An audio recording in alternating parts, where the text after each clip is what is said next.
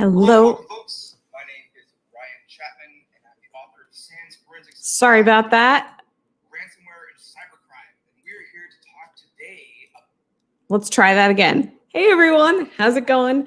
Welcome to the SANS Threat Analysis Rundown. What you were hearing was something I'm going to mention in a moment. My colleague Ryan Chapman's earlier live stream, just playing in the background there as we get kicked off. Thank you all for your patience. Welcome. Happy Leap Day. It is February 29th, 2024. So if it's your birthday today, I'm sorry that you don't get a real birthday, except for every 4 years. I'm Katie Nichols. I'm an instructor for Forensics 578 Cyber Threat Intelligence, and I'm super excited to be here to talk to you today about all of the latest threat reports. There are so many. If you've joined us before, you know that sometimes I'll have guests, and today I just wanted to chat with you about the wealth of threat reporting that has been coming out lately. We're going to hit a bunch of topics today. Annual report season, a lot of takeaways from these great reports from all these different teams. We're going to talk about AI. We're going to talk about the state-sponsored threats, all of the fun things. So let's go ahead and dive right in. As always, if you have questions, comments, etc., please drop those into chat. I appreciate someone else wishing everyone a happy Leap Day. So let's dive in. First off, I want to talk about some of the annual reports that are coming out. Now that we are 2 months into the year, we have a wealth of knowledge from all of these teams who have gathered information from 2023. And why I'm so excited about these is that they give all of us a great perspective on what's going on in the threat landscape, right? Even if you have visibility into a bunch of networks day to day, I find it really helpful to look at what other teams are seeing, knowing what are the threat trends that are happening. Are we focusing on the right things on our team? Are there blind spots that we have other people maybe can fill in? So a bunch of annual reports are already out, more coming out in the next couple of weeks, which we'll hit in a future live stream. So what I wanted to do is just walk through some of these, share them with you all, and point out a couple things that I've found interesting and useful in the hopes that you will as well. So we'll drop links into these, so you are welcome to follow along at home. So first one, wanted to mention Chainalysis. They do a bunch of cryptocurrency analysis. And so if, like me, if you're more on the network defense, normal IT network side, it's kind of cool to hear from others who are looking at the cryptocurrency side. So I'll drop in a link to their overall kind of crypto crime reports. And then part of that report is focused on ransomware, which is, if you've joined us before, kind of where my interest is. And I see we have someone in the chat who's interested in Black Cat, one of the ransomware groups. Yeah, we'll hit on them today. Absolutely. One of the common questions that I get and that I'm wondering myself is ransomware getting better or worse? And I think one of the challenges of ransomware is that no one has perfect visibility on it, right? No one sees all of the ransomware intrusions. I think this is part of the reason why you see a lot of governments trying to encourage organizations, hey, can you please report when you've been affected by ransomware? Because if no one knows all the ransomware intrusions, it's hard to know, is it getting better or worse? So lots of different proxies we can use to try to get a sense of this. And we appreciate that the team at Chainalysis released their analysis, right?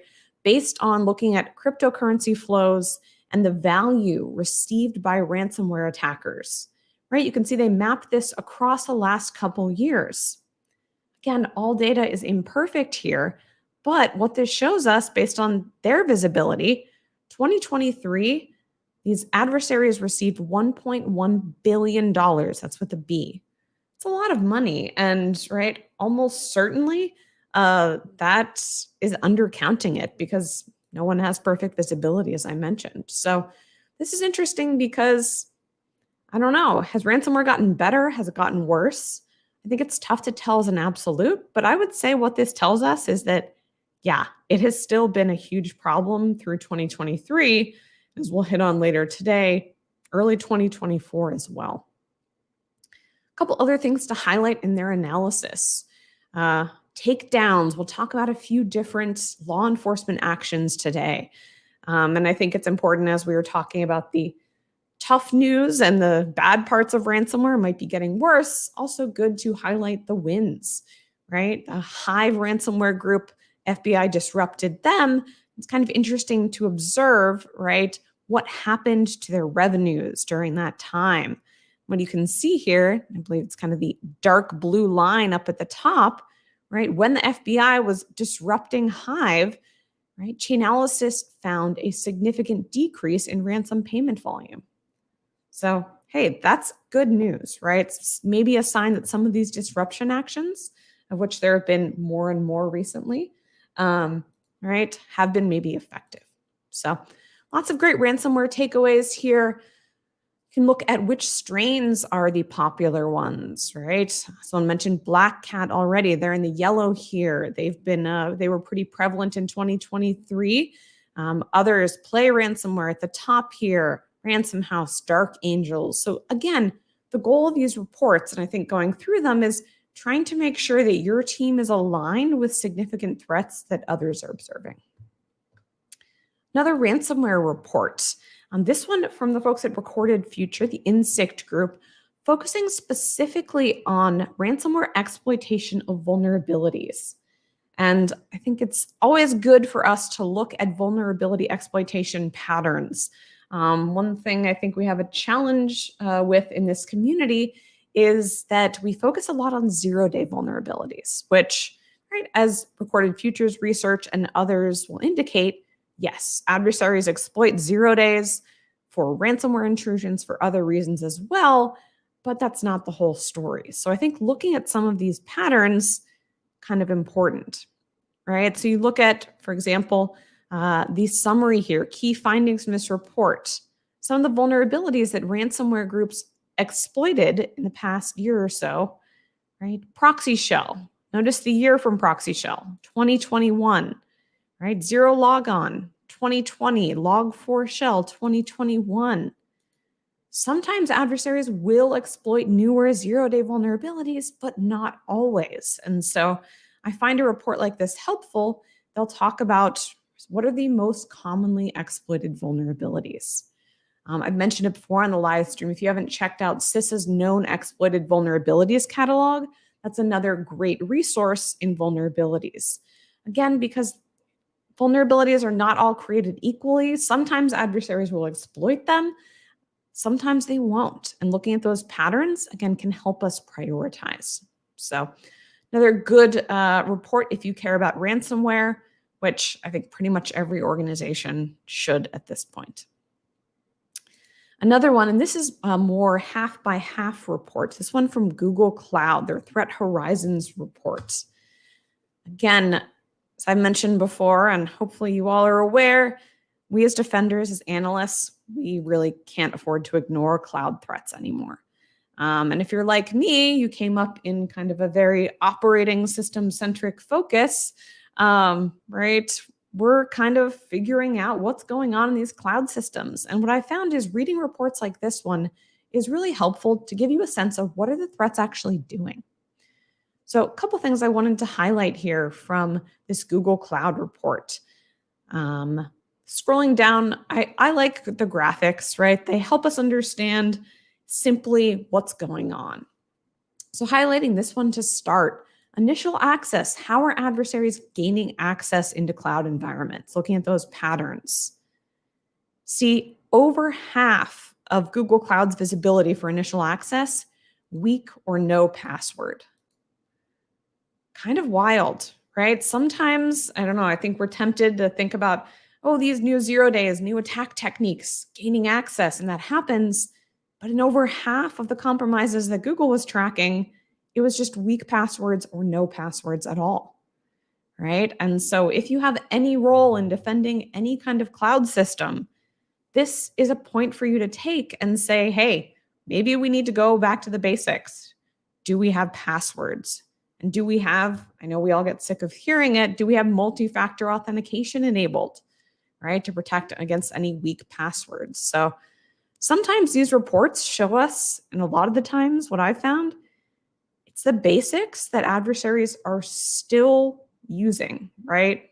Weak or no passwords. Second most common way they get in, misconfiguration. I think this is another challenge I've seen a lot of organizations have in cloud environments. They aren't as familiar with them as maybe setting up your Windows environment. And so it's really easy to forget to check a box or configure something incorrectly, right? So another takeaway here, again, go back to the fundamental hygiene steps, talking to your cloud provider about what do you recommend as I'm configuring these environments, setting them up. Yeah, Jay commenting sometimes RDP and SSH, right? Straight access from a virtual machine out to the internet. It's amazing how common these things are. And so takeaway from this graphic, right? I know that those basic hygiene tasks are not always easy, but showing that they're important, right? SSH, remote desktop protocol, RDP. You've probably heard the joke. I've probably made it before that RDP doesn't just stand for remote desktop protocol. It also stands for ransomware deployment protocol because of how commonly that is used in initial access. I know it's a bad joke. Let's look at a different MITRE attack tactic here from Google's visibility impact. What are the bad things that happen as a result of cloud compromises? Again, not the exciting stuff. A lot of people are like, oh yeah, they're, nation state actors, which there are operating in cloud environments. We'll talk about one of them today. But the most predominant impact that Google Cloud found from compromises is actually coin mining. 65% of their compromises resulted in coin mining. I've seen a lot of organizations actually dismiss coin miners. They see it on a machine, on a VM, and they're like, whatever. I'm not really concerned about that, maybe not remediating it. I would encourage organizations, if you see a coin miner, yes, maybe the impact isn't that bad, but it's taking resources from you. In a cloud environment, you're paying for those resources. The other thing that I think is actually a blessing about coin miners is that maybe they're not as bad as like stealing your information might be, but it gives you a sign that you have an issue in that environment that you need to lock down. Some adversary was able to get into that and install a coin miner. And so please, I beg of you, don't dismiss coin miners if you see those in your environment. So I thought that was kind of interesting that that's by and large the greatest impact based on Google Cloud's visibility. The other one to point out, right, 26% of compromises in the cloud, intrusion attempts, right? And they clarify what they mean by that is actually an attempt to get into another organization. That's a little concerning, right? If you think about the greatest risks to a business, hey, someone compromised your cloud environment and then used it to pivot laterally, move laterally to another organization. That is a huge business risk. And so another good reason to try to increase your cloud visibility. I know it's tough. I know, especially if you've been in this field for a while, there's a lot to learn. Every cloud provider has different names for different things. Luckily, there's a really awesome poster. I'll try to find a link to and drop it later from our authors of our cloud forensics course at SANS that helps you try to translate between all of these different providers. And so sometimes going back to basics, strong password policies, multi-factor authentication, right? Identity access and management policies. I guess the good news is that, hey, if you just have a coin miner, it's a sign you need to take some action, right? And then maybe you can prevent a worse outcome, like someone getting access to your environment and moving to a third-party environment. So good one to look at from the Google Cloud team. Next one from CrowdStrike, right? A ton of content in this report as always. CrowdStrike, kind of a scary image. I'm not really sure what this is, but it seems like it's a hybrid of all of their different adversaries they track. The thing of nightmares. But after you get past the nightmarish first page, a lot of really, really good takeaways here. And one of the things that I always like to do is look at the overall themes, the takeaways, the sections in these reports. And what you'll start to find is commonalities across different teams, right? CrowdStrike talks about identity-based social engineering attacks, adversaries developing cloud consciousness. As we look at IBM and Unit 42, they're hitting similar topics. And again, thinking about how you prioritize, if multiple teams who have visibility into a ton of different organizations are highlighting the same trends with threats, Those are probably things that you should be paying attention to. So scrolling through here, right, seeing some different takeaways. I also really like a lot of the graphics. You can see if you ever need help translating all of the CrowdStrike animal names, right, they have a key there for you. So a couple of takeaways here. Cloud conscious cases, right? This is defined as adversaries being aware they're in the cloud, increase in that, and also an overall increase in intrusions that CrowdStrike observed in cloud environments overall, 75% increased year over year. Now, I think what's important to remember, as I talked about with ransomware or anything else, no one's visibility is perfect. And so there can be a lot of different reasons why these changes might happen, right? My team at Red Canary, we're going to publish in a few weeks, we saw something similar, but remember, sometimes these increases are due to improved visibility. Either way, it's worth paying attention to, but I would also say, hey, if the increase in observing cloud intrusions is because more people are monitoring those cloud environments, that's actually good news for us. We have more visibility. So with any metrics, think about the data, the visibility, and what could be behind those shifts. A couple of highlights in this report. I always like a nice kill chain breakdown, right? So sometimes one of the things we want to look at is the breakout time, how quickly adversaries move. Sometimes it's really fast, right? This is an example. Okay, within like 5 minutes, right, adversaries move from brute forcing, right, to dropping ransomware. I would say the good news, not always that quick. In many of the ransomware compromises I see, you often have hours or days. But right, highlighting that, hey, sometimes those can move very, very quickly. So highlighting a couple of different trends here. Social engineering, identity-based attacks, right? This is something that as a community, I think we all have to shift to. We aren't just looking for malware on systems anymore. We're looking for compromised credentials, compromised identities.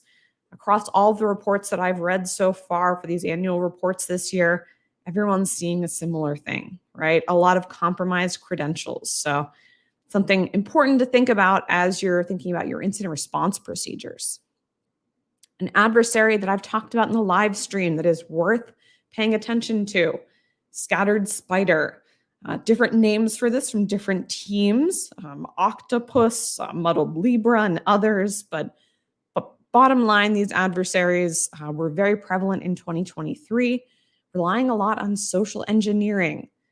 Choose your favorite ishing, right? Smishing, SMS text phishing, or vishing, voice phishing.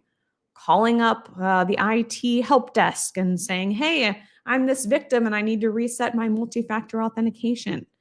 I think this group's success in 2023 shows us all that we can't overlook social engineering techniques. So definitely a group that is worth paying attention to. Cloud consciousness, right? As I highlighted in that initial summary, CrowdStrike observed an increase in cloud intrusions. And one thing I thought was kind of interesting, right? They tracked across 2021, 22, 23 overall cloud incidents. But then they broke down here cloud conscious versus cloud agnostic. Cloud conscious in the teal, meaning adversaries, it seems like they were aware that they were in a cloud environment, versus in the red, it seems like they weren't aware. Right? Kind of an interesting nuance here that I appreciate. So what we see is, right, increase overall in cloud intrusions, and also in adversaries being more aware, hey, I'm in a cloud environment. And as that increases, I think the potential for increased damage also increases. Initial access vectors, we'll take a look at some other reports on that. Credentials, right? This is something that is a theme throughout a lot of different reports. So let me see if there's anything else I wanted to point out in this one. Again, these reports are an awesome source of information, right? So many different takeaways here. Jumping to some of the ransomware section, right? 61 pages, I can't hit everything, but one of the things I mentioned earlier about Chainalysis, and they had one perspective into the ransomware ecosystem with cryptocurrency. Another perspective you'll see in ransomware trends are data leak sites, DLS. These are from big game hunting adversaries, BGH, DLS. We love to use our abbreviations. But what CrowdStrike found is these data leak sites. This is where adversaries will post data from their victims. Sometimes they'll say, hey, I have, data from this victim and I'm going to release it in 24 hours if they don't pay. Sometimes adversaries, we know, they recycle this information.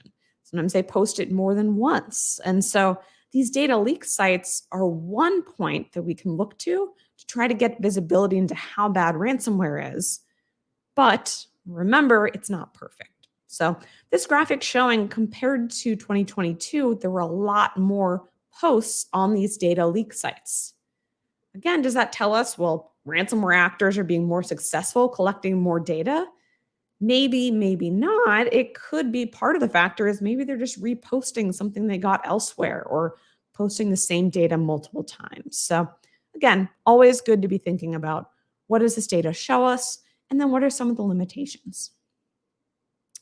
Next annual report I wanted to highlight, IBM X-Force. Team over there does a great job, right? This just giving us a different perspective on what's happening across the industry.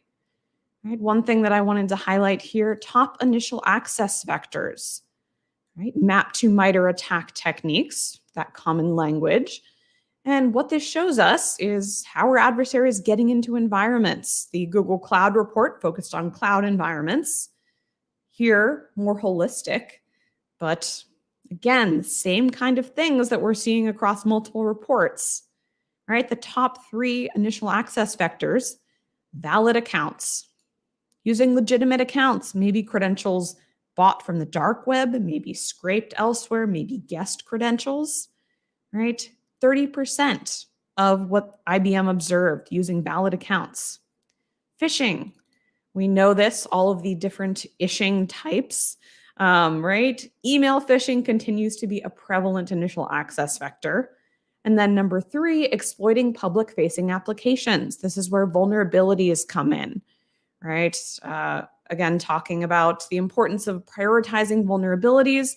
IBM and other reports get into what are the most commonly exploited vulnerabilities.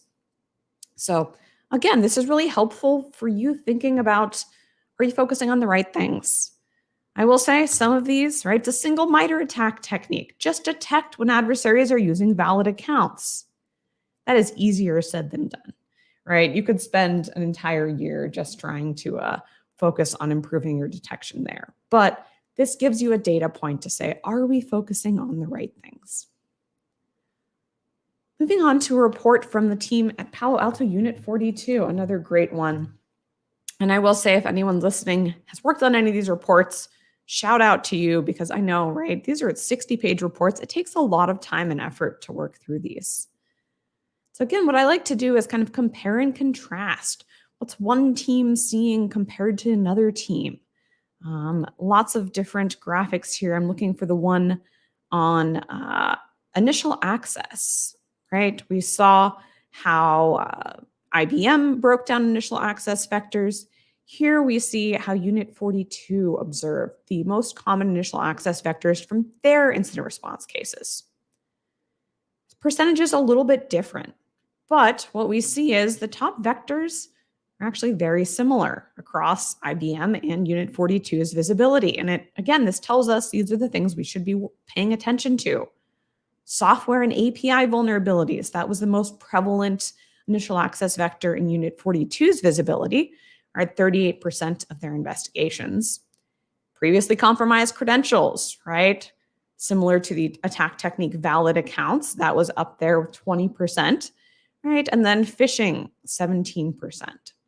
So again, commonalities in initial access vectors. And if you are not paying attention to these top 3, might be a point of contention, maybe a point of discussion in your security team, trying to refocus, right? Where do you prioritize? Again, prioritizing on the things that adversaries are actually doing. All right, so let's see, other sections in here. Impact. Again, we talked about impacting cloud environments. Unit 42 talks about data exposure, right? A lot of intrusions, we know adversaries will steal data, right? And you want to know if you've been compromised, has any non-public data been disclosed? So takeaway here, yeah, and a lot of the intrusions, right? I think 34, 15, almost 50%, some type of non-public data was disclosed. So taking a look at the impact of intrusions and different breakdowns of the data that was stolen. So again, lots more you could read in that 60-page report. Just wanted to hit a couple key highlights from each of these. So happy reading. These can take up entire weekends of reading, but definitely worth your time to see what are the trends that are happening across the year. And I know a lot of people are big on predictions, like, oh, what's going to happen in 2024? I'm going to give you a very boring prediction. A lot of the same things that happened in 2023. I know it's a very boring answer. I'm sorry, but I think it's true. Adversaries are going to exploit vulnerabilities. They're going to gain access with legitimate credentials. Ransomware is going to continue.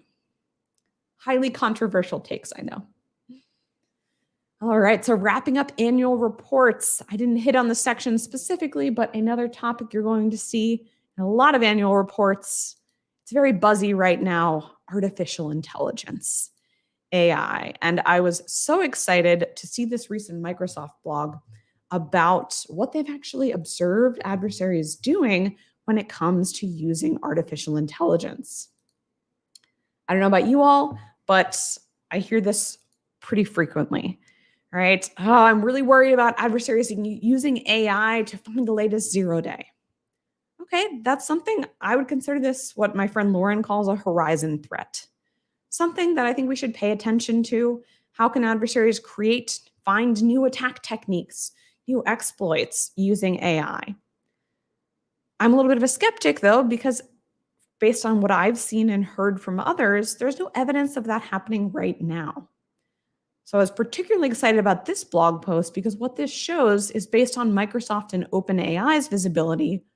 What are adversaries actually doing with AI and large language models, LLMs, today? What have they observed? Key takeaway here. Microsoft and OpenAI have not yet observed particularly novel or unique AI-enabled attack or abuse techniques. That, I think, is the key takeaway from this entire piece. Could it happen in the future? Sure, absolutely. But based on their visibility, they have not observed it yet. What have they observed? So if you scroll down, they talk about how they're kind of categorizing different techniques adversaries are using. And then they get into details about what they've observed different groups doing with large language models, LLMs. The other kind of interesting takeaway from this entire blog post, and I'll be interested to see if adversaries notice this is a pretty clear signal that Microsoft and OpenAI are tracking what some adversaries are doing with large language models, right? Likely OpenAI. So it'll be interesting to see if adversaries notice this or care or try to shift. So here are some of the things that Microsoft and OpenAI have actually observed adversaries doing with LLMs. Doing reconnaissance, right? Understanding satellite protocols, radar technologies, enhancing scripting techniques, right? If you have to write a script, you can use AI to help you figure out how to do that. Now, one thing to highlight, and credit to my friend Jamie Williams from the attack team who pointed this out on Twitter. If you start to look at kind of the overall technique names that Microsoft assigned here, large language model informed reconnaissance, enhanced scripting techniques, scrolling down to the next group, assisted, enhanced, supported, informed, right? And what this tells us is AI is helpful to adversaries to make their work more efficient, right? To help them with vulnerability research. Taking a look at this one. Again, I often hear, I'm really worried about adversaries, using AI to find a 0-day. Okay, is that in the realm of possibility in the future? Absolutely. What's been observed?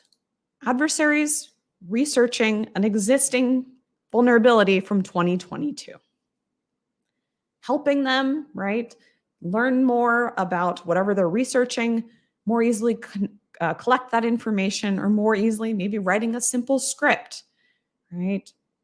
Social engineering, this is one to highlight, right? When AI first started becoming more prevalent, this is one that I think a lot of people hypothesized adversaries would use, and this confirms that, especially if someone is maybe not a native English speaker and they're trying to create a phishing email in English.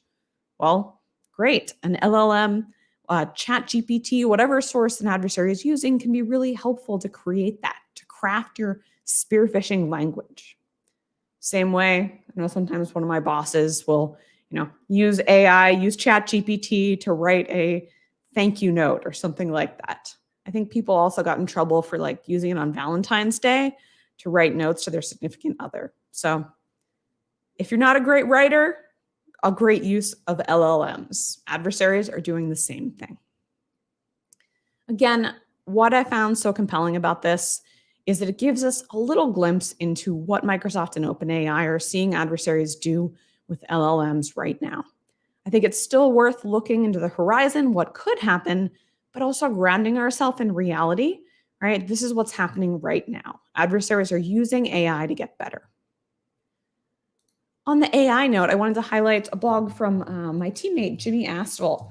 My feeling is if adversaries are using AI to improve, well, let's do the same thing as defenders, as analysts. And what I like about this blog post is he specifically talked about how our team at Red Canary is using AI to try to assign the boring and repetitive things to machines, not people. There are a couple of specific examples of the types of things that team at Red Canary is doing with generative AI. And I like in particular, he gives an example of, here's maybe an alert, a detection, and asking AI to summarize it. This is actually, I was a bit of an AI skeptic at first, and I will give credit to Jimmy. When you start to see, hey, let's ask our Gen AI agent to create a summary of this. Here's a summary of the host and user, and then give me some response and remediation advice. It's not bad, right? And this is where I think we as defenders and analysts can make sure we're using AI for good to try to keep up with the adversaries using it for bad. Obviously, you want to vet this, right? Don't just take this at face value because we know AI hallucinates sometimes, but really helpful to get a start, right? Rather than me having to go to all these different sites and pull all these recommendations about Azure remediation, AI can give me a head start. So again, I would say AI worth keeping an eye on right now. Best information we have.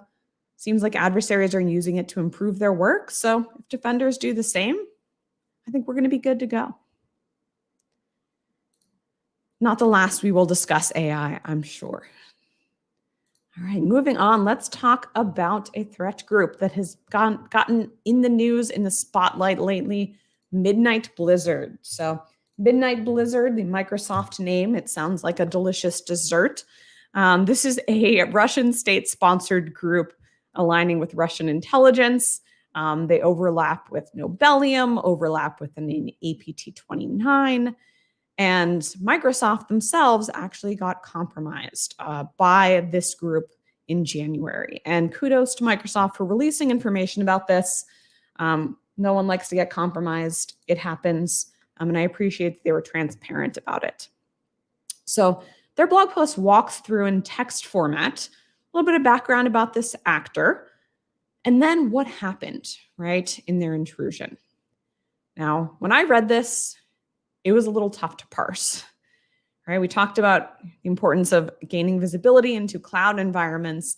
They talk about OAuth applications, which is a powerful way that adversaries can operate in cloud environments. A lot of the consent that's granted to those applications. And when I first read this, I was like, okay, cool. The adversary created some malicious OAuth applications. I wasn't totally sure of the details. There was a specific permission that allowed them to access mailboxes, the kind of end impact of this intrusion was that Midnight Blizzard actors were actually able to read emails of Microsoft employees, which I don't know about you, that would not make me feel great knowing Russian actors read my email. So what was really helpful is a couple other folks in the community came in and tried to break this down in a little more detail. So over at Spectre Ops, Andy Robbins has a great blog post if you want to dive into the nuances of exactly what happened here, right? Really great blog post from Andy where he breaks down exactly the permissions that were needed, right? The legacy application that was involved, the service principal, right? The roles that were assigned. And so, right, you can break it down step by step, but this is kind of the high level takeaway. Adversary got into a test environment in Entra, formerly known as Azure AD, whatever you want to call it, and then used permissions to move over to a production environment. And that ultimately allowed the adversaries to read emails of Microsoft employees. So great blog post from Andy. There's also a really nice graphic from Amitai over at Wiz. If you saw, we had Amitai join, I think 2 months ago, the live stream. And I like his graphics. They're just kind of nice and friendly to understand, breaking down the steps here. Key takeaway here. This is state-sponsored group, Midnight Blizzard.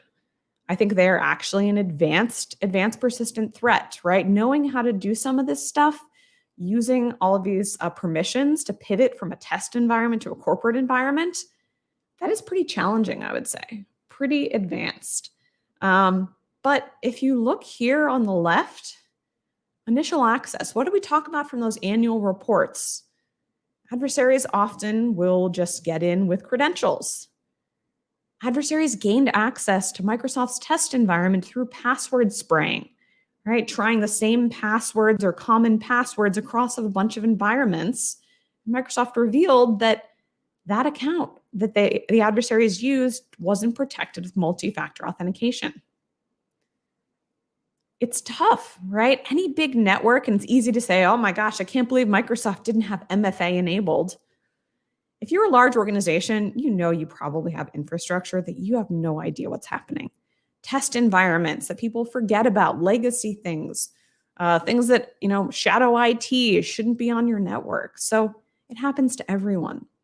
And what I think was interesting about this intrusion was just the kind of juxtaposition of initial access via password spraying, and then using pretty advanced knowledge of how Entra, Microsoft environments, OAuth, and service principals work to ultimately gain access to employee mailboxes in production. So really interesting intrusion to look into and worth paying attention to. Midnight Blizzard, pretty advanced actor group. Midnight Blizzard also in the news, and maybe not a coincidence that Microsoft released research and then a bunch of different government agencies, right? CISA from the US, NCSC from the UK, right? Other agencies, Canada, Australia, etc., joined forces to produce this report on this group, SVR being the Russian intelligence service, adapting tactics for cloud access. Again, hitting this theme today on the fact that adversaries are using cloud techniques. And so we as defenders and analysts sure as heck better figure out how to detect them. So a lot of good detail here about many techniques that these adversaries have used, right? Password spraying, that's what we saw in the specific Microsoft intrusion. You're going to see this in almost every annual report using multi-factor authentication. As always, easier said than done, right? But we know is kind of a foundational security recommendation. We're going to keep seeing. It's not going to go away anytime soon. So worth reading this one just to kind of get a sense, what are these Russian actors doing?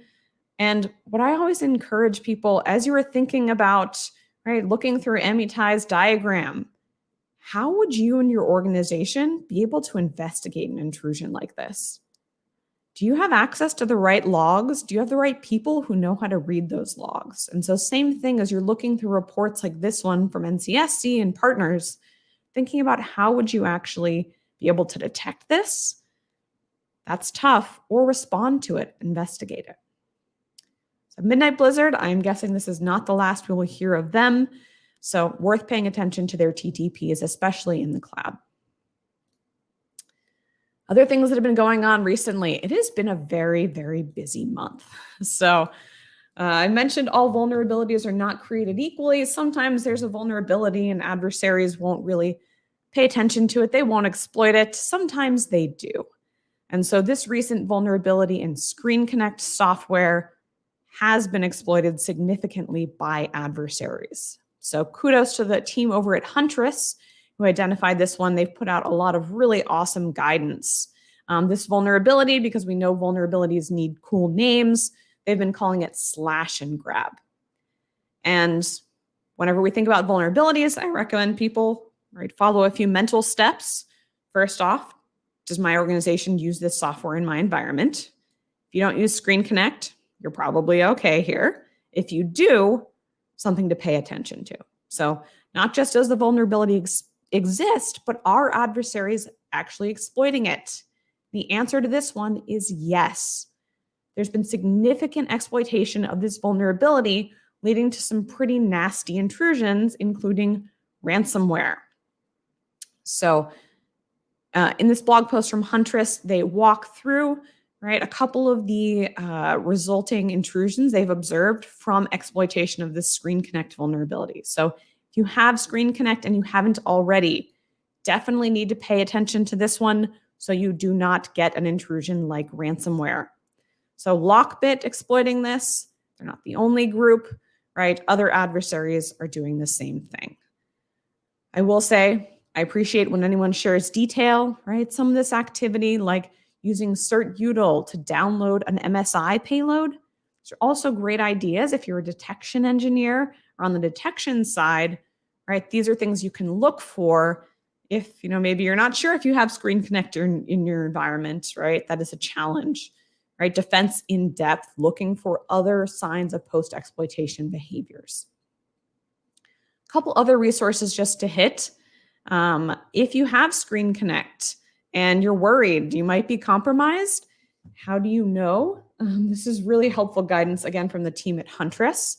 So if you have this software, definitely check this out, read this, and then separately, the team at Mandiant, now part of Google Cloud, released a hardening guide. So if you have this software, take action now, still being exploited based on what multiple teams have observed. All right, Screen Connect, worth following up on that one. I wanted to hit another state-sponsored group. Talked about Midnight Blizzard. Next one up, Volt Typhoon. Volt Typhoon is a Chinese threat group. Microsoft published some great guidance on them months ago. And then this guidance came out earlier in February, this report. And again, it's kind of interesting to see lately how many joint reports there have been from lots of different government agencies. Look at all of these seals. And if you've ever been in government, you can appreciate that the time it probably took to coordinate this report across all those government agencies. What I like about this report is that it gives details down to the procedure level. Talk about tactics, techniques, and procedures. And sometimes you'll see reports where they say, okay, MITRE attack technique ID, whatever, and it's valid accounts. It doesn't really help us figure out what are the adversaries actually doing with those valid accounts. And so getting past kind of the takeaways, the summaries, what I like here is this report is really specific about exactly what adversaries did. All right, here's an example down here. Extracting the Active Directory database, ntds.dit, from the domain controller. And exactly the command line utilities that adversaries use to do that Volt Typhoon used. The great news about this is very detectable, right? And so since they provided this detail down to the specific tools used, right, specific commands, as defenders, as analysts, we can then take that information and go action it. So a lot of good takeaways, worth reviewing this. My takeaway on Volt Typhoon, again, we talked about with Midnight Blizzard, they use password spraying, not a very maybe sophisticated technique, but just because it's not sophisticated doesn't mean that actors won't use it. If it works to achieve their purpose, awesome. And with Volt Typhoon, what I've observed, they use a lot of common tools, built-in techniques. We already talked about RDP, remote desktop protocol with valid credentials to log in, right? These are things that are very detectable. So just a reminder that just because an actor is designated an advanced persistent threat, state-sponsored actor, doesn't mean you can't find them, right? This report chock full of information to help you detect this group. Also wanted to highlight good news, right? In addition to all the challenges, one of the many recent disruptions and takedowns. So Volt Typhoon was using a compromised SOHO routers, a specific type of routers, to gain initial access into environments. And happily, at the end of January, right, U.S. Department of Justice got the legal authority to try to disrupt this botnet. So a little bit of good news. And we're increasingly seeing this across a lot of different disruptions where the government will take legal action.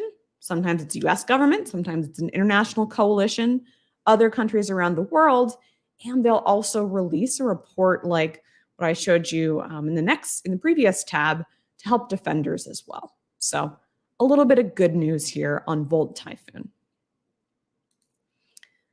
Lots to talk about. I wanted to hit a couple of other things I'd recommend paying attention to. Someone mentioned Black Cat earlier in the broadcast, and chatting about this a little bit. If you are in the healthcare sector in particular, or if you use health insurance, this is one that might have hit your radar, right? A subsidiary of United Health called Optum was reportedly compromised. This was initially based on an SEC filing. This one's been interesting to watch unfold over the past couple days because initially that SEC filing said that the attack was attributed to nation-state hackers. Since then, there's been different debates and discussions. Ultimately, some folks are saying this wasn't nation-state. It was actually the Black Cat ransomware group. So hard to say, right? Those of us who are sitting here and don't have direct visibility, hard to know for sure. But this one's significant because, as you might have been affected by, this has been affecting a bunch of different healthcare organizations. I've heard of people going to their pharmacy and not being able to get insurance coverage for prescriptions. So something worth paying attention to. So it might have an impact on your healthcare. These are the things that I think important to remember, that the work we do sometimes really, really matters. On the defensive side, the Health ISAC released some information, a threat bulletin about some things to look for, right, related to a cybersecurity issue from specifically Change Healthcare, right, which is related to United Health. So if you are a healthcare organization who is concerned about this, or could the same actors affect us? A couple of indicators you can sweep for. The other debate around this intrusion for awareness, we talked about that Screen Connect vulnerability. There's some kind of confusion, disagreement. Was that vulnerability exploited to cause this intrusion? Right? Some actors actually posted a post on their dark website saying, no, that wasn't how we got in. You'll see different reporting. So this isn't uncommon when something breaks in the news like this. Commonly, there's some confusion, right? Tough to know exactly what's going on. But bottom line is, especially if you're in the healthcare industry, this is one that's worth paying attention to, right?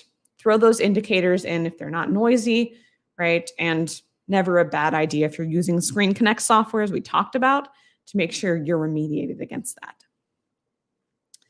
All right, let me see. I have time to hit one or two more. So the DEFA report, we've had the team from DEFA report on before.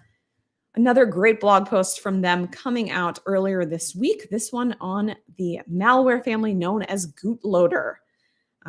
So common initial access vector that you're going to see in a bunch of annual reports this year, search engine optimization, SEO.